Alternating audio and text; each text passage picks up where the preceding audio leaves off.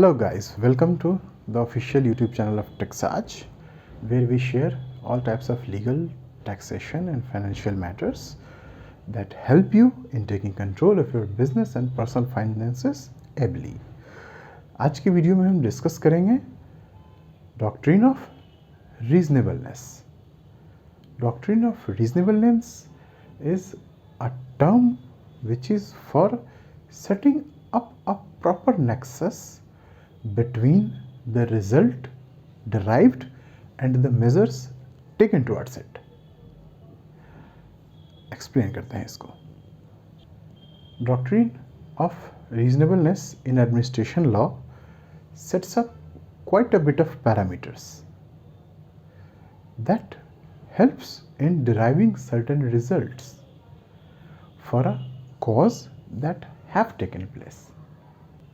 The doctrine of reasonableness can be explained with a doll view, because in today's expanding arena of administration there are multipolar administrative law purview.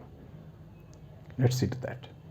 While discussing about multipolar administrative law, when we look at the traditional relationship of individuals with the administration, we can say that individuals did not have any role in the administrative functioning. But with time, this relationship has been altered, and now the public does not only function as the receiving end of the administration, but also participates in it in order to exercise their rights. There is a properly established system of accountability and responsibility existing between the administration and public. Hence, we can say administration does not function in isolation. It works as a multipolar entity whose aim is to reach towards qualitative and logical results, hence leading towards the establishment of administrative law as multipolar law. This multipolar administrative law acts as a thesis which talks about the doctrine of reasonableness, which exists at least in theory and is not yet fully developed and needs more effort in order to become easily adaptable and more effective. Now discussing about the aspects. There are multiple aspects in administrative law. Let's discuss it one by one. Point 1. As a standard of legitimacy. Let us discuss the first doctrine of reasonableness, that is, as a standard for statutory interpretation. The first argument which is found for the reliability of any law or statute created by the administration is regarding its legitimacy. By legitimacy, here we mean the conformity to laws and rules which can be defended with justification and logic.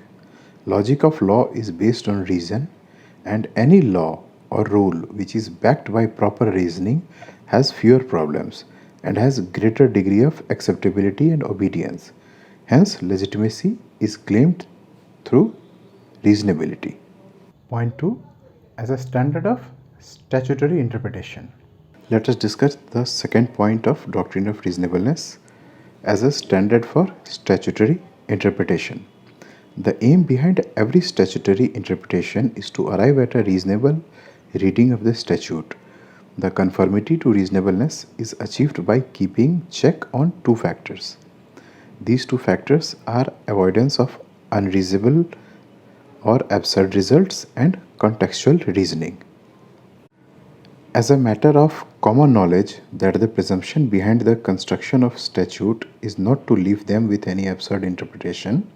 For example, Edward King II of England once decreed that every prison break in her territory would be considered a felony and the perpetrator must be hanged. Now here we can assess the problem is that the term prison break has a wide interpretation. Maybe someday there is an arson in the prison and people inside are forced to do prison break.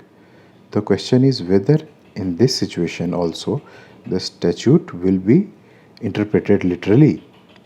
No, in such situation, reasonability is looked forward to, and on those grounds, analysis is done that would a reasonable person ever interpret the statute in such an absurd manner, leading towards such a negative consequence.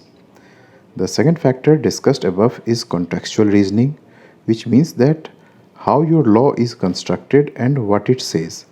There are two dimensions of lawmaking which we need to understand while dealing with contextual reasoning, namely activist and dynamic lawmaking.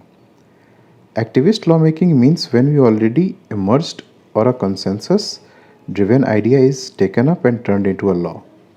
Dynamic lawmaking involves creation of an idea over which societal consensus is not yet achieved, and such an idea is turned into a law and then propagated. And in both the instances, term reasonable plays an essential role. Reasonableness is used as a yardstick by lawmakers and jurists while creating, functioning, and interpreting these laws. Point 3, as a standard of judicial review. Doctrine of Reasonableness as a standard for judicial review. The most important and interesting use of the doctrine of reasonableness is in the context of judicial review, as here lies the scope of analyzing administrative action, and if they are deemed unreasonable, they can be annulled. The area of reasonableness under this context is quite wide and diverse. The legal conception of reasonableness was firmly established in the UK and it appeared for the first time in Rookie's case, 1598, and was later defined in the Wednesbury decision in 1948. And from there it became more and more famous and was adopted in the common laws of various countries worldwide.